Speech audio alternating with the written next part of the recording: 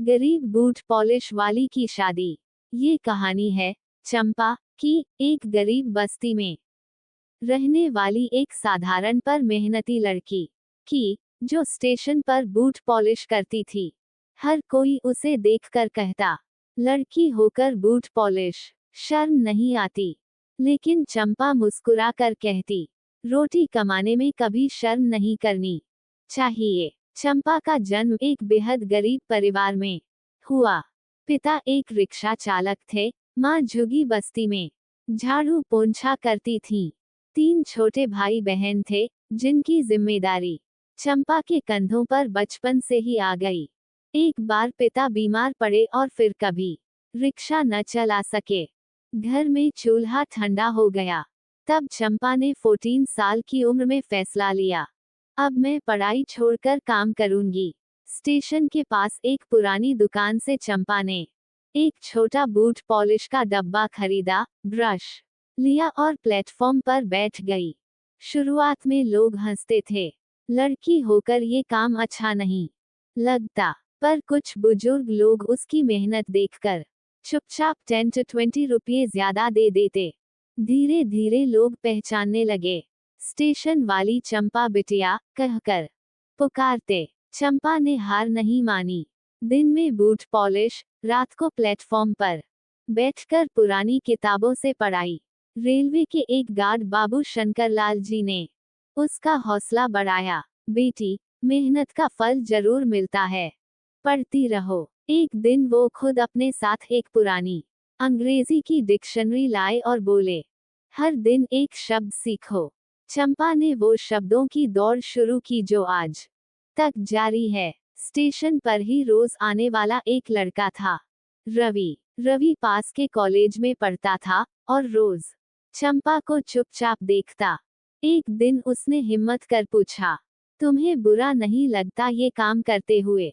चंपा ने सीधा जवाब दिया, रोटी कमाने का काम है, चोरी थोड़ी कर रही हूँ। रवि चुप रह गया, लेकिन उसके दिल में चंपा के लिए इज्जत घर कर गई। धीरे धीरे दोनों की दोस्ती बड़ी किताबों की बातों से शुरू हुई, जिंदगी की समझ तक पहुंची। रवि ने एक दिन घर जाकर माँ पापा से कहा, मैं एक लड़की से शादी करना चाहता हूँ, वो बूट पॉलिश करती है लेकिन ईमानदार है। माँ ने चौंक कर पूछा, तू कॉलेज पढ़ा लड़का और वो झुग्गी की लड़की? पिता ने तो साफ कह दिया, अगर उससे शादी की तो इस घर से नाता खत्म। रवि के सामने 2 रास्ते थे, एक समाज की इज्जत, दूसरा सच्चे प्यार और मेहनत की कद्र। रवि ने चुना चंपा। रवि और चंपा ने छोटे से मंदिर में शादी की। कोई पंडाल नहीं, कोई डीजे नहीं, सिर्फ सच्चाई, मेहनत और प्यार की सौगंध। रेलवे स्टेशन के स्टाफ, कुली, चाय वाले और सफाई कर्मी सब आए। शंकरलाल जी ने कन्यादान किया। चंपा ने अपनी शादी में वही पुराने बूट पॉलिश वाले ब्रश को फूलों से सजाया। कहती थी, इसी ने मुझे इज्जत दी है। शादी के बाद रवि ने अपनी नौकरी के साथ साथ चंपा के लिए एक छोटी सी पॉलिश और चमड़ा मरम्मत की दुकान खोल दी। नाम रखा इज्जत की दुकान चंपा भाभी की चमक। धीरे धीरे वह दुकान मशहूर हो गई। चंपा अब लड़कियों को हुनर सिखाने लगी, बूट पॉलिश, सिलाई, बैग बनाना, सब कुछ। एक दिन वही लोग जो उसे ताना देते थे, अपनी बहुओं को लेकर उससे सीखने आने लगे। नगर पालिका ने उसे शहर की प्रेरणा महिला का पुरस्कार दिया और चंपा ने उस मंच से बस यही कहा, काम छोटा हो सकता है, पर ईमानदारी बड़ी होती है। लड़की हो या लड़का, रोटी कमाने में कभी शर्म नहीं करनी चाहिए। समाज आपको तोड़ना चाहेगा, पर अगर आप मेहनती हैं, तो जीत तय है।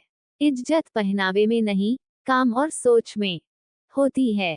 प्यार अगर सच्चा हो, तो वो जात पात, पैसे, ओहदे से ऊपर उठ जाता है।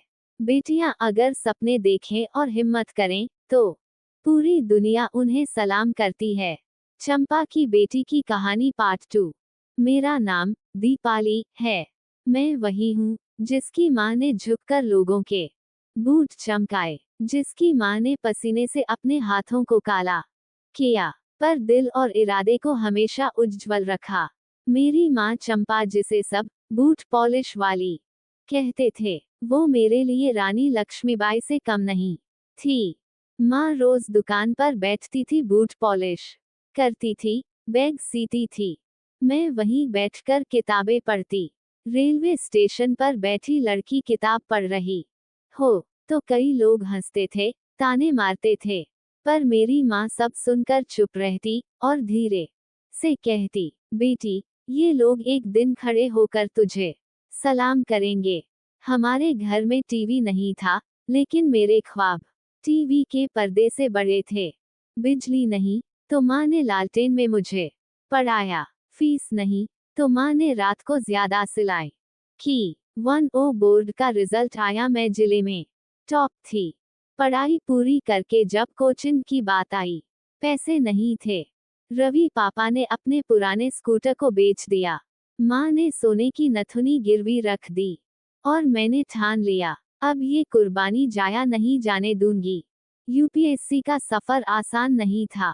हजारों किताबें, हजारों घंटे और सैकड़ों सवाल, पर सबसे बड़ा सवाल ये था, क्या एक बूट पॉलिश वाली की बेटी अफसर बन सकती है? मेरा जवाब था, क्यों नहीं। माँ ने तो खुद मुझे खड़ा किया है, अब मैं देश के लिए खड़ी होंगी। यूपीएससी का रिजल्ट आया, मेरा नाम था AIR 27। पूरा स्टेशन तालियों से गूंज उठा। रेलवे पुलिस, कुली, टिकट कलेक्टर, चाय वाले, डैश, सबने मिठाई बांटी। माँ दुकान के सामने खड़ी थीं, माथे पर लाल बिंदी, आंखों में आंसू, हाथों में वो पुराना बूट ब्रश। मैं उनके पैरों में गिर गई। माँ, आज मैं अफसर नहीं बनी, आज आपकी मेहनत को देश ने सलाम किया है। पहली पोस्टिंग मेरे ही जिले में हुई, जहां मैं कभी स्टेशन पर पढ़ा करती थी।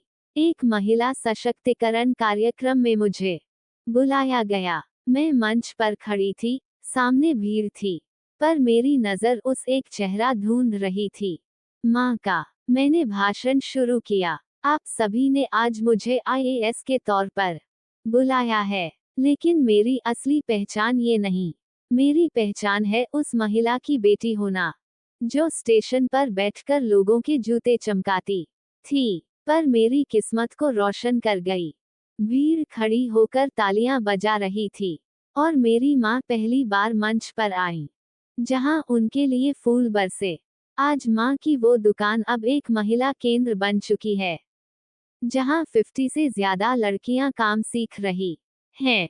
हमारा NGO भी है, नाम है चंपा फाउंडेशन, जिसका नारा है, हर बेटी को किताब, हर माँ को इज्जत। अब जब कोई मेरी माँ को बूट पॉलिश वाली कहता है, तो वो मुस्कुराकर कहती हैं, हाँ, और उसी बूट पॉलिश वाली की बेटी आज जिले की IAS है। माँ की मेहनत कभी हारती नहीं। बेटियां झुग्गी में जन्म ले या हवेली में, सपनों का आसमान एक सा होता है। काम चाहे कोई भी हो, अगर उसमें ईमानदारी है, तो वो इज्जतदार है। गरीबी आपको रोक सकती है, लेकिन आपकी हिम्मत और संस्कार आपको जीत दिलाते हैं।